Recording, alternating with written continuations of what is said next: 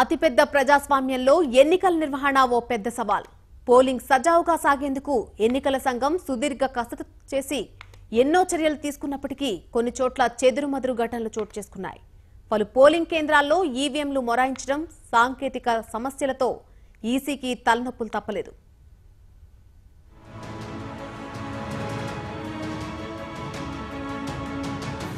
ఈవీఎంల సమస్యలు ఓటర్లను విసుగెత్తిస్తున్నాయి. ఏపీలోనే కాకుండా దేశవ్యాప్తంగా పలు రాష్ట్రాల్లో కూడా ఈవీఎంలు మొరాయించాయి. కొన్ని పోలింగ్ కేంద్రాల్లో ఈవీఎంలు సరిగ్గా పనిచేయకపోవడంతో ఓటర్లు అసంతృప్తికి లోనయ్యారు.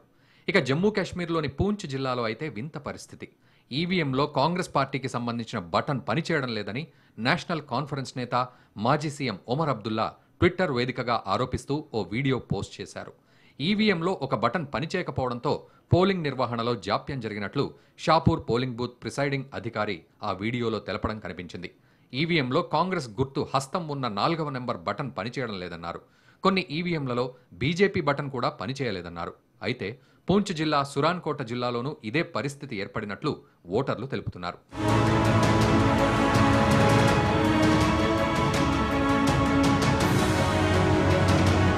మరోవైపు తొలిదశ ఎన్నికల్లో భాగంగా నోయిడాలోని గౌతమ్ బుద్ధ నగర్ నియోజకవర్గంలో ఎన్నికల సిబ్బందికి తెచ్చిన ఆహార ప్యాకెట్లు పెద్ద దుమారం రేపాయి. దీనికి కారణం ఆ ప్యాకెట్లపై నమో అన్న పేరు ఉండడమే. ఈ ప్యాకెట్లు ఓటర్లను ప్రభావితం చేసేలా ఉన్నాయని, ఎన్నికల అధికారులు ఓ పార్టీకి కొమ్ముగాసేలా వ్యవహరిస్తున్నారంటూ కొందరు అభ్యంతరం చెప్పడంతో వివాదం చోటు చేసుకుంది. దీనిపై కొందరు పోలీసులకు, ఎన్నికల అధికారులకు ఫిర్యాదు చేశారు. దీంతో రంగంలోకి దిగిన అధికారులు దర్యాప్తు చేపట్టారు.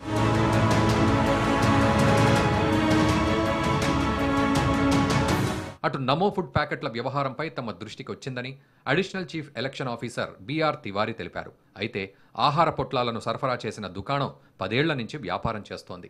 వారి బ్రాండ్ నేమ్ నమో అన్నారు. అయితే మీడియా వక్రీకరించి తప్పుడు సమాచారాన్ని ప్రచారం చేస్తోందని తివారీ అన్నారు. ఇదిలా ఉండగా యూపీలో మరో వింత వాదన.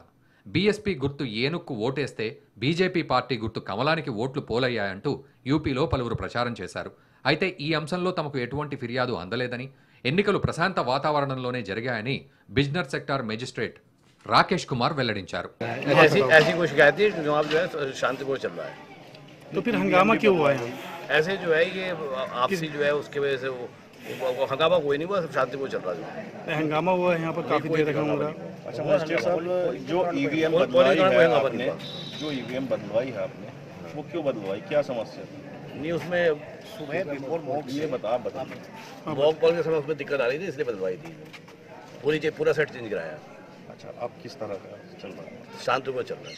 जहां तक इलेक्शन कमीशन का सवाल है, इलेक्शन कमीशन की नॉलेज में हमने ये ला के दिया है कि एक क्लिप दी है जिसमें कि वोटिंग मशीन जो ईवीएम है, ईवीएम में बटन दबाई जा रही थी हाथी की, और हाथी की बटन की जगह जब बटन हाथी की दबाई जा रही है लेकिन वोट पड़ रहा है कमल पर, बीजेपी पर।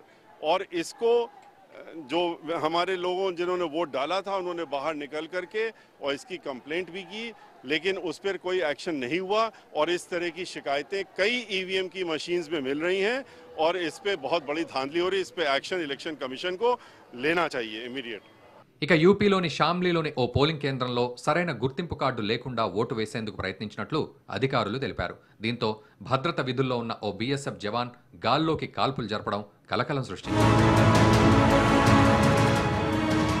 అటు పశ్చిమ బెంగాల్లోని కూంచ్ బెహార్ లోక్సభ నియోజకవర్గంలో పలు పోలింగ్ కేంద్రాల వద్ద టీఎంసీ, బీజేపీ వర్గాల మధ్య ఘర్షణలు జరిగాయి. మొత్తం మీద చిన్న చిన్న సంఘటనలు మినహా తొలిదశ పోలింగ్ ప్రశాంతంగానే నిర్వహించినట్లు ఎన్నికల సంఘం అధికారులు వెల్లడించారు. National desk, Bharat today.